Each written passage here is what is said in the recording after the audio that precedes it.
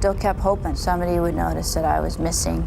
The reality of the situation was that I was in the middle of nowhere and nobody knew where I was.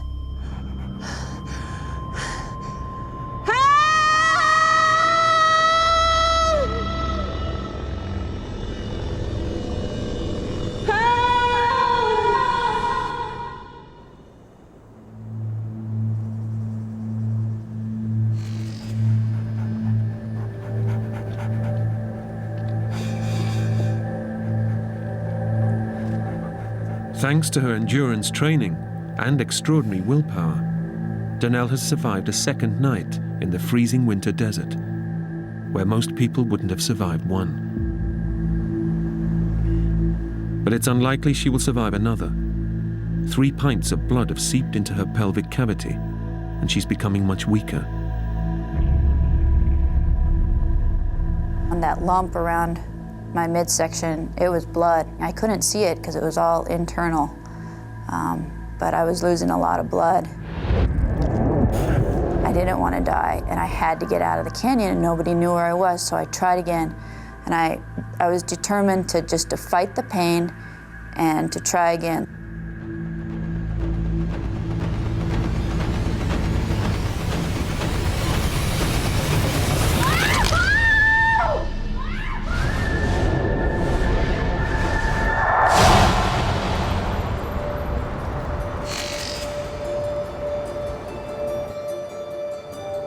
Two days after she set out on her run, several phone calls from Donnell's family and friends have finally alerted the police to her disappearance. Morning, Frank. What do you got there? I got a possible missing persons call yesterday. I went out to the house this morning to check it out. Lights are on, laptops on, truck's gone. No signs of activity for a couple days at least. I know her. Donnell Ballingy, the marathon runner. She trains up around Amasa. As a matter of fact, I'm heading up that way right now. I'll take a look around. Let me know if you find anything. I will.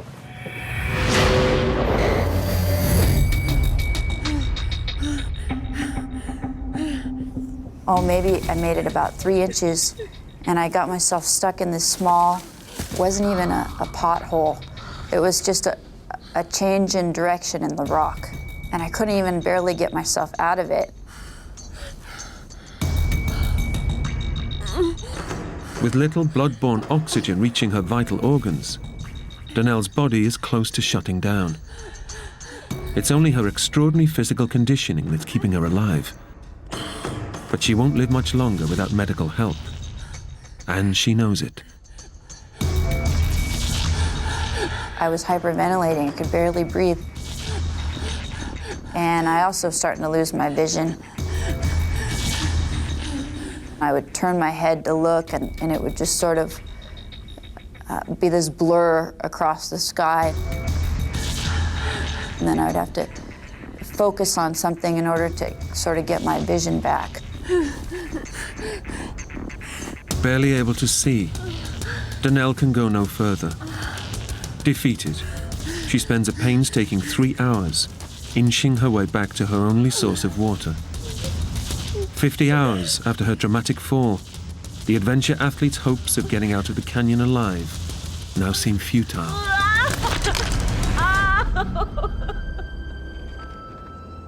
I got myself back into this spot, and I just laid on my back and started crying. And I started to lose hope.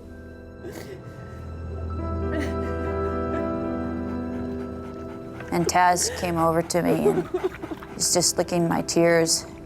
And I was so sad that I wasn't gonna I didn't know what was gonna happen to Taz. There was not gonna be anybody to take care of him. I was gonna miss not being able to play with Taz, miss being able to run with him and do the things I love to do. And that's when, still can't talk about it. Nothing to eat, and no sign of rescue. They'd been driven on by grit and sheer determination.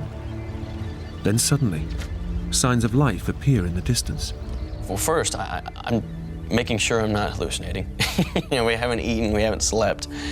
And At this point, I'm sure that my judgment is starting to not be as sharp as it once was.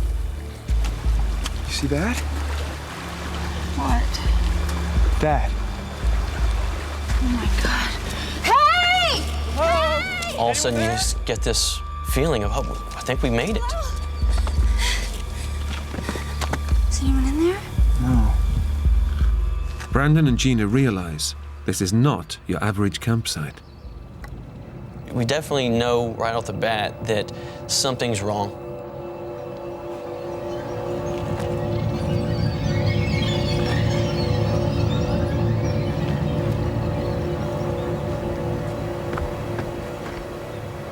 Stuff had been buried a little bit by dirt. And at this point, we're realizing this is not a good situation.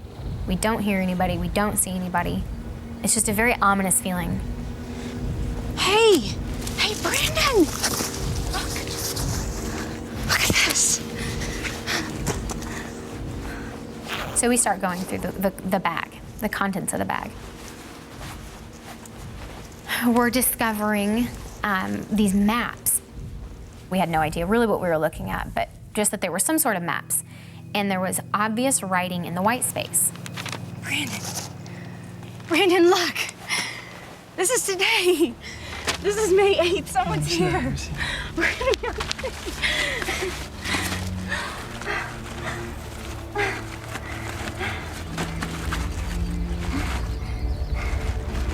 No, Gina. This diary's a year out of date. It's May 8th, 2005. It was just a blow. That, for one, how have we found this exactly 1 year ago to the day? And in seeing everything that he had, he was obviously prepared for something. You know, he was an experienced climber, experienced hiker. That this campsite's abandoned, that you don't know what the hell is going on. May 8th, 2005. Took a fall. Too weak to climb out a canyon. Down is gorge. No way out. Gorge? What gorge? Wait, listen, here's another one. Listen. May 11th. I'm 60 today. Down to last 2 crackers. God, this is...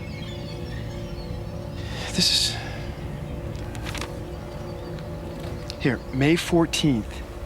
Heading down to creek for water. Goodbye and love you all. I'm looking through the bag and I come across all of his identification. I see his name is John Joseph Donovan, and he's in his 60s from Virginia. And I come across his driver's license, his credit cards, his debit cards, his everything. Gina, these are someone's last words. Gina, we've just read someone's last words. That was exactly a year ago to the day that we found this campsite of somebody saying goodbye to the world. And now here we are in the same place exactly a year ago to the day. And to go from such a high to such a low in such a short amount of time was just something that shakes you. This doesn't happen. You know, this is stuff that people make up, you know, and put into a movie. In digging through all of his cards, I see the prayer card that has the St. Christopher prayer. And that's when just too many loose ends were tied at that point, that St. Christopher is the patron saint of travelers. And I had been praying to St. Christopher my whole way along. His penmanship was very much like my father's, and my dad's birthday was May 7th. And it's just all kind of coming to a head at that point. I can't take it. It's too much. And Brandon is continuing to read, and I'm starting to freak out.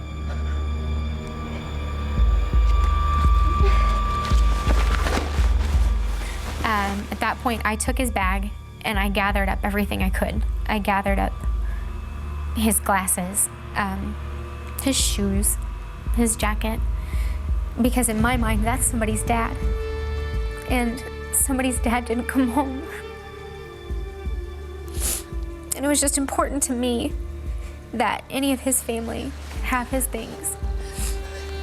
I can't think of anything but getting the hell out of there. Gina, wait! Gina, wait, stop! Gina!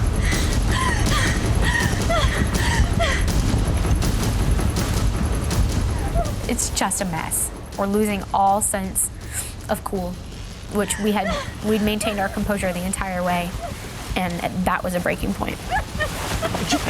Gina!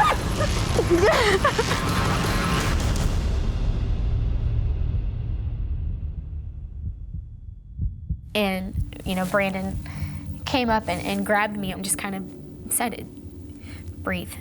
Just breathe and settle. We have to settle. And, you know, just that look in his eye, I knew that he was afraid for me. And we kind of just took a moment to maybe try to gather ourselves a little bit. You know, I had to have something in my mouth, something that had texture, some type of meat. Troy, what are you doing? Nothing. Oh, you got the knife. I'm gonna do it, Josh. I just need something to eat. What? Don't be sick. Well, I seen him over on the side of the boat with a knife in his hand, and he was kind of just touching it to his skin, but he wasn't like cutting it. He was just touching it, see how sharp, I guess, it was. What the hell are you doing? What's the matter with you? Will you do it? What? Do it, Shut please. up, man. So I asked Josh, you know, can you please cut my finger off, you know? With me looking away, just go down on it as hard as you can. Please, shut up. Please do. You ask me that again, and I will knock you out. Do you understand? You crazy? Cut your own finger off? What's the matter with you, Troy?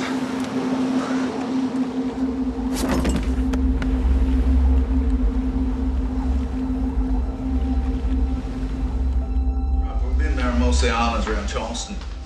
Back on shore, after 3 days of searching, the Coast Guard gives Josh's father some devastating news. Anything? Nothing. Right, well, first light, we're going to target Lake Marion. Mr. Long. Then we're going to go down to Ashley Riverbanks. They might have run aground. Mr. Long, we've been searching for 3 days. This has been the most extensive search in South Carolina's history, and we found nothing.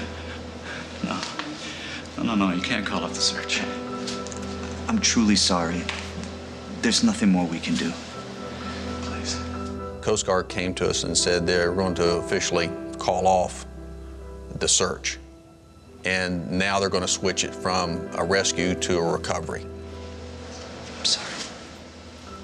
Starting first thing in the morning, they were going to just start coming to the beaches looking for the bodies. I just totally couldn't believe that they're going to stop searching for the boys. It melted my heart to know my little boy was possibly gone.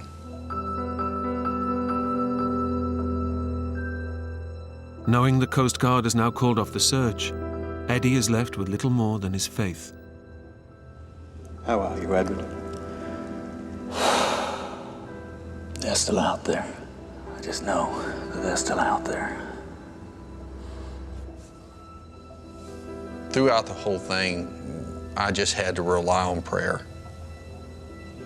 I just realized that this was going to be, you know, in God's hands to bring these boys through. Hello! I accepted the fact that I was alone in a pair of shorts in the middle of the ocean. There was nothing. The plane went under. I saw no parachutes, no Jimmy, no Manny, no nothing, except ocean.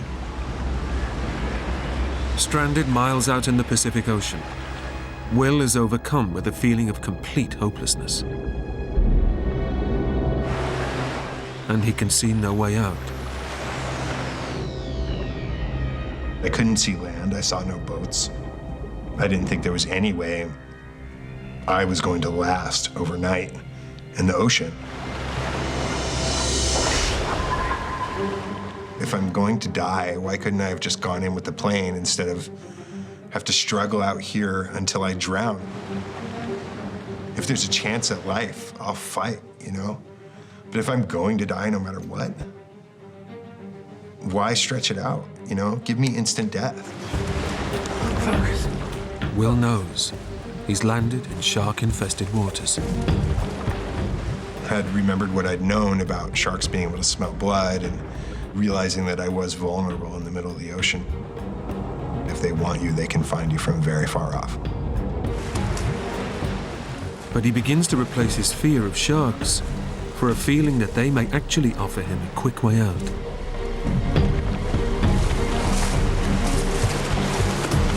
You hungry? I didn't want it to be some long, drawn-out process. Like, who wants a long, drawn-out death?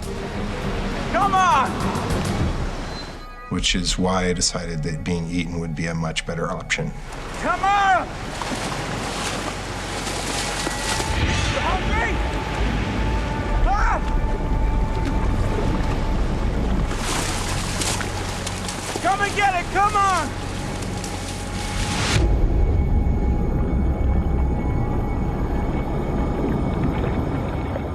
But the sharks don't come, and Will begins to take stock of his predicament. If I'd been off the coast of the States, there would be Coast Guard and other boats looking for me within a short period of time, but this was a third world country. So I thought, you know, don't be a spoiled American and think there's going to be a boat coming to get you. You have to survive this or not. Just enjoy the view. Alone in the ocean, with night fast approaching, Will decides to fight back. I started to have to make decisions about what exactly I was going to do. I had to do something. I didn't want to expend all my energy treading water when I knew that if I just laid back, I could float. The most important thing out there was retaining calm and not panicking, because panic I knew would kill me. Staying calm, and that required a faculty that was born anew in myself that I think I've certainly never experienced before. I basically left the only decent weapon that I had against them laying back in the dirt. I thought to myself, well, I'm going to be dead within 24 hours. And as his energy levels hit rock bottom, Theo was also losing his mind. I was hallucinating. I knew I was seeing things.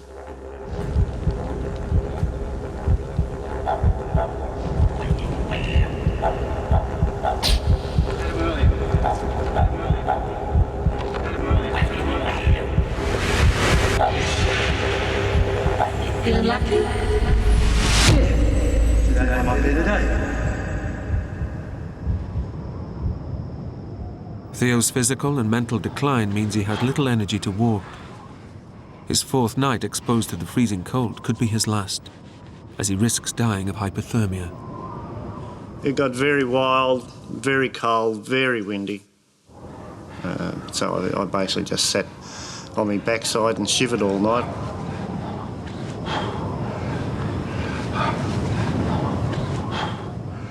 You were shivering all the time, you were cold, you couldn't lay down, you were aching all the time.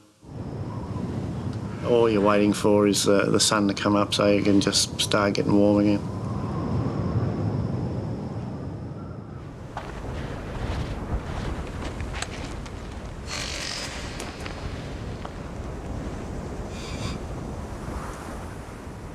I was in so much pain that it was starting to get unbearable.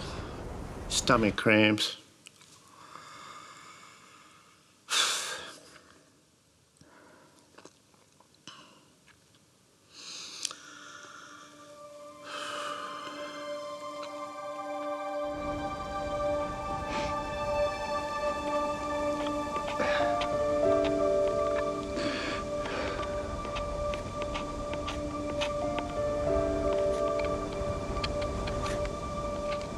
I was starting to think I wasn't going to survive. So thoughts of the wife, kids, friends were certainly coming into your mind. I was sick I was going to die, so I might as well write notes to everybody on the back of this oxidised piece of tin, which I did. This is my last message. Haven't got any energy left, and just carried on from there. I love you all.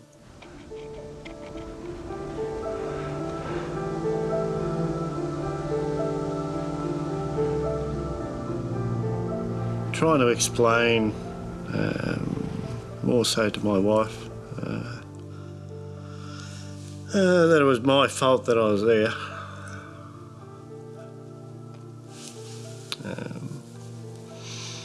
Because I told her I was bloody stupid. And it shouldn't have happened.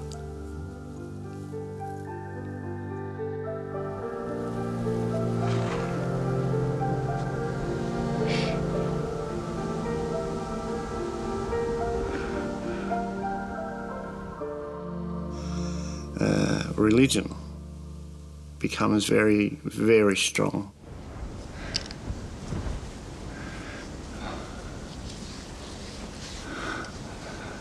Dear God, can you help us out, mate?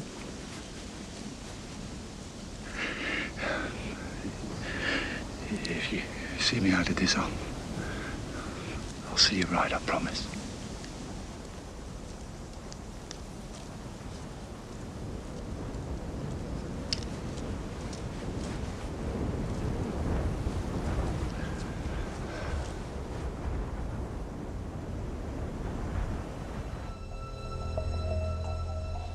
Hi, love.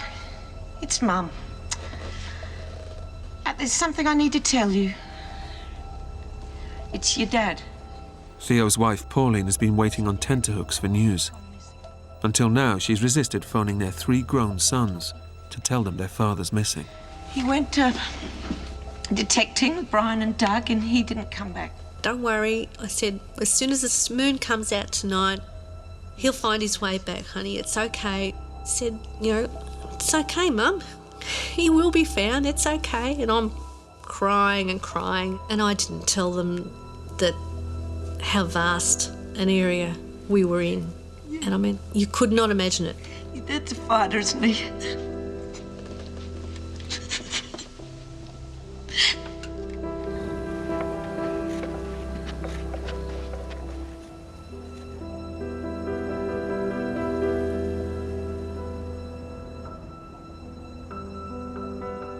By Monday, I think I had him as dead.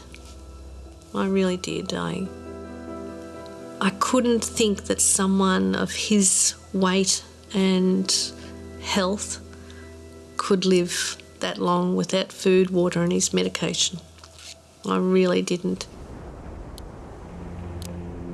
5 days lost in the outback, without food, water or a single dose of essential heart medication, have pushed gold hunter Theo Rosmulder to death's door. There was nothing left in the tank. I was finished. I was actually wishing I'd die. Is about to show him how lethal it can be.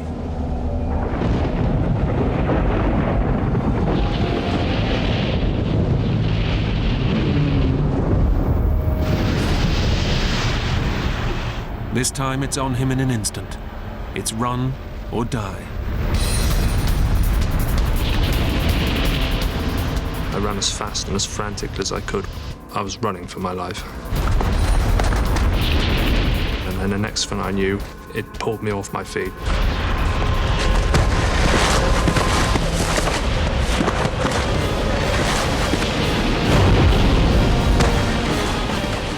I was utterly terrified. It swallows you and engulfs you. You can feel all your bones and organs inside, everything's rattling.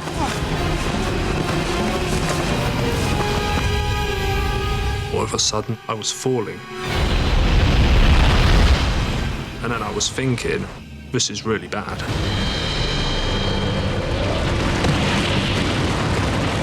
I landed on my ass and I heard a massive crack.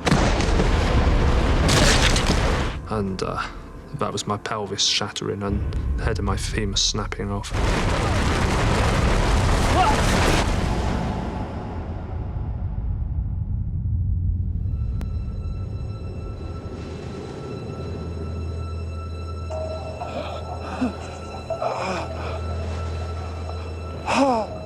I must have lost consciousness. I lay there not knowing what was happening, or where I was. I couldn't really feel anything. It was dark.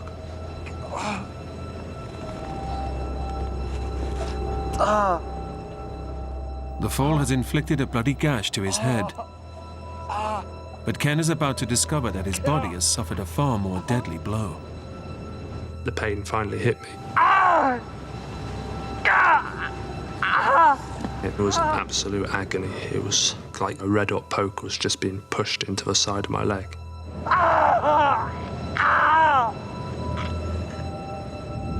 The impact has broken his femur and smashed his hip joint through his pelvis, shattering it to pieces.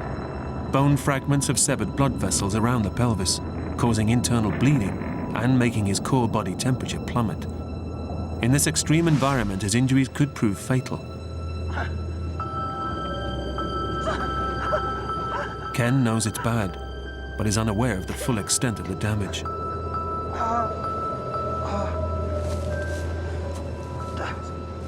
I sat up and started assessing my situation.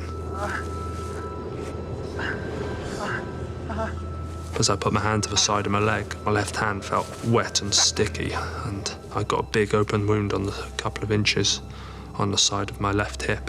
It was bleeding quite heavily.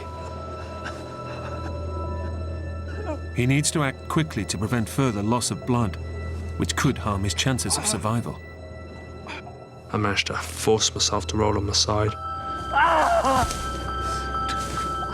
Pulled a first field dressing from my pocket. And that seemed to stem a flow of blood. And after I dressed it, I pulled my trousers back up and I decided not to look at it again. My natural instinct was to get up and walk. My leg was in pain, but I wasn't sure if it was broken.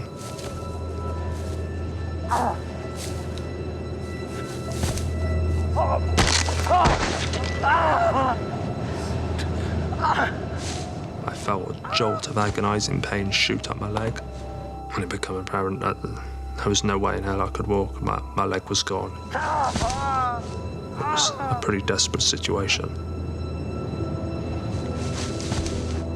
He's in urgent need of medical attention, but he's 8 miles from the nearest village and has no mobile or satellite phone. With military discipline, he's packed for the harsh conditions, but the avalanche has torn off his backpack and buried it further up the mountain.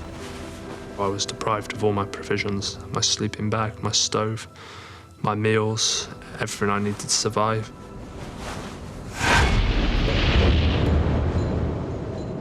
Nobody knows where Ken is or the danger he's in. If he's to cheat death, the stamina and self-reliance that brought him here must now get him out.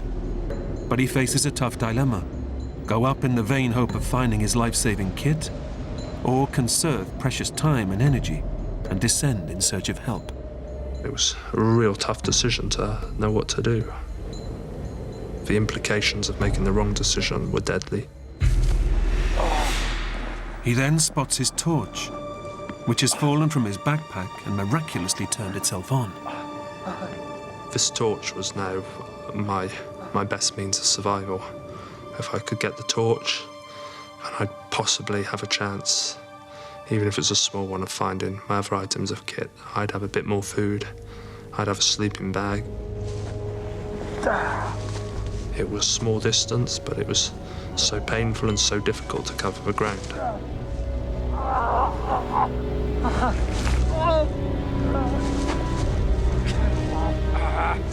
Ken finds his hat and a waterproof sack before eventually salvaging his torch. But hopes of recovering his backpack and sleeping bag are futile. His route is blocked by a vertical ledge. Under normal conditions, I could have negotiated it effortlessly. But like this, it was impossible.